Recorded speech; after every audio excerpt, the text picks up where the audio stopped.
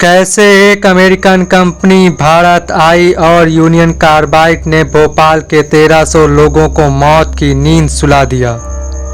आइए जानते हैं क्या है पूरा मामला। 1934 में यूनियन कार्बाइड भारत में आई और यूनियन कार्बाइड ने भारत में मध्य प्रदेश के भोपाल में अपना प्लांट स्थापित किया। भोपाल में स्थापित अपने प्लांट में कीड़ों मकोड़ों की मारने की दवा बना रही थी। दवा बनाने वाले प्लांट में कुछ ऐसा होता है कि उस रात को पूरी दुनिया ने देखा। 1984 की रात करीब 12 बजे उस प्लांट के अंदर टैंक नंबर 610 से गैस रिसाव लीक होना शुरू हो गई। प्लांट के सुपरवाइजर कुरैशी और वहां के अन्य कर्मचारियों ने तय किया कि टी ब्रेक के बाद यानी नाश्ते के बाद इस लीक को ठीक किया जाएगा। उन्हें लग रहा था कि ये बहुत छोटा लीक है, इसे ठीक कर। उस प्लांट के सुपरवाइजर कुरैशी और उनके कर्मचारी जब टी ब्रेक के बाद वापस आते हैं तो उस टैंक से हो रहे लीक को ठीक करने की कोशिश करते हैं। देखा कि उस टैंक से बहुत ज़्यादा रिसाव और भी तेज हो गया। जहां से गैस निकल रही थी उस टैंक का प्रेशर इतना तेज हो गया कि उसके अंदर से आवाज़ ऐसी आ रही थी जैसे कि पानी उबल रहा हो। अब कुरैशी को एहसास हुआ कि टी ब्रेक पे मुझे नहीं जाना चाहिए था, जो उनकी बहुत बड़ी गलती थी। टैंक का प्रेशर लगातार बढ़ता जा रहा था। तभी कुरैशी ने अपने कर्मचारियों को आदेश दिया कि टैंक पे पानी की बौछार डाली जाए जहां से गैस का रिसाव हो रहा है। कर्मचारियों ने इस आदेश का पालन तो किया, लेकिन धीरे धीरे करके गैस की मात्रा इतनी हो गई कि आसपास फैलने लगी और हवा में घुलने लगी।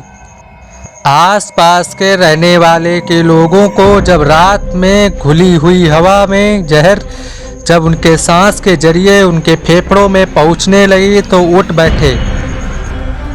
लोगों को अब तक यह समझ में नहीं आ रहा था कि यह सब क्या हो रहा है। घरों में लोगों का दम जब घुटने लगा तब वो सड़कों पर दौड़े जा रहे थे अपनी जान को बचाने के लिए। इतना भयावह मंजर था कि लोगों को उल्टी और खांसी और दम तोड़ते लोग दिख रहे थे। अस्पताल में लोगों की संख्या बढ़ती जा रही थी। क्या बूढ़े, क्या बच्चे, क्या महिलाएं, धीरे धीरे अस्पताल में सभी लाशों में तब्दील होते जा रहे थे। चारों तरफ चीख पुकार मची हुई थी। हवा में घुली गैस से लाखों लोग जख्मी हुए। 1327 लोगों की मौत हो गई। आर्मी ने अपना ऑपरेशन शुरू किया और लोगों के घरों में रात में जा कर के लाशों को लेकर के अंतिम संस्कार कराया। लाशों की संख्या इतनी बढ़ गई थी कि लकड़ियां कम पड़ने लगीं, तो प्रशासन ने तय किया कि एक डेड बॉडी के ऊपर दूसरी डेड बॉडी रखी जाए। तो लगातार 5-5 बॉडियां एक साथ जलाई गईं।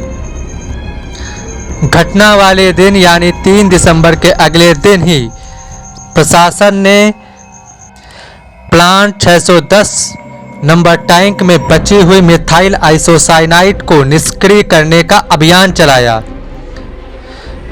जिसे ऑपरेशन फेथ नाम दिया गया।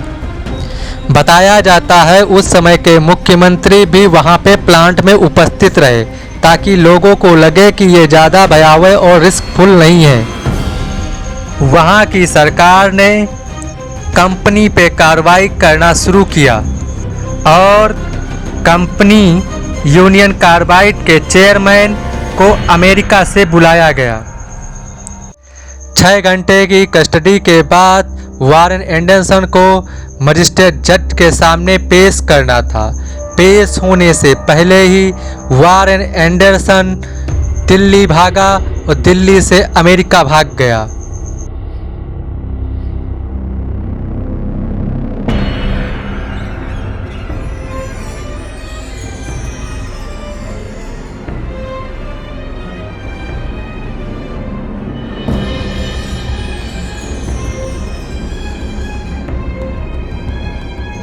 वारेन एंडरसन ने भारत की धरती पे तब से कभी कदम नहीं रखा।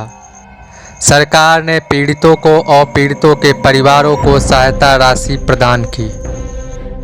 यूनियन कार्बाइड के चेयरमैन वारेन एंडरसन के भाग जाने से हमारे देश का कानून उसे सजा नहीं दिला पाया।